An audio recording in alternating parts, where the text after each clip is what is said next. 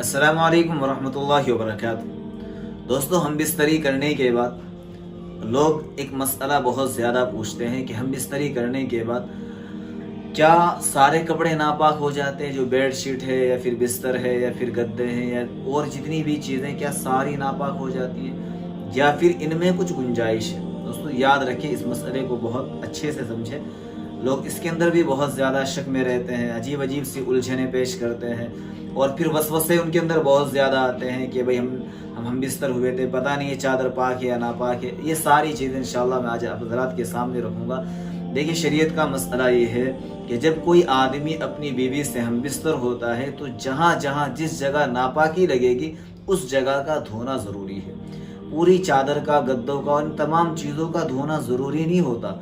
जहाँ भी नापाकी लगेगी उस नापाकी का धोना, चादर के किसी हिस्से पर या बिस्तर के किसी भी हिस्से पर जहाँ भी नापाकी लगेगी सिर्फ नापाकी का धोना ज़रूरी है। दूसरी चीज़ ये है कि देखो, आदमी के अगर किसी कपड़े पर ये नापाकी लगी तो उस कपड़े के उस हिस्से को धोना ज़रूरी है।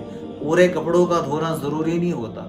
जहाँ नापाकी लगी हुई है और यकीन है कि यहाँ नापाकी लगी हुई है, उसी नापाकी को धो ले, इंशाल्लाह कपड़े पाक हो जाएंगे।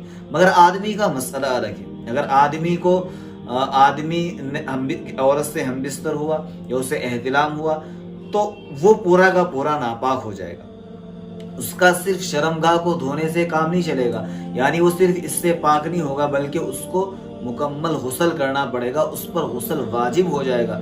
अगर वो गुस्ल नहीं करेगा तो ये कभी भी पाक नहीं होगा। यहाँ तक कि अगर एक बाल के बराबर भी खुश्क रह गया तो चाहे औरत हो चाहे मर्द हो, ये पाक नहीं होंगे। गुस्ल एहतियात से किया करे और अच्छे से सही तरीके से गुस्ल किया करे।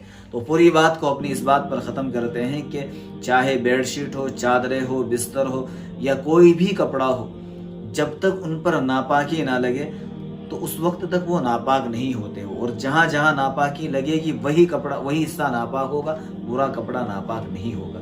अल्लाह ताला हम सबको इसी तरीके से दीन सीखने सिखाने की तौफीक अता फरमाए। अस्सलामु अलैकुम व रहमतुल्लाह।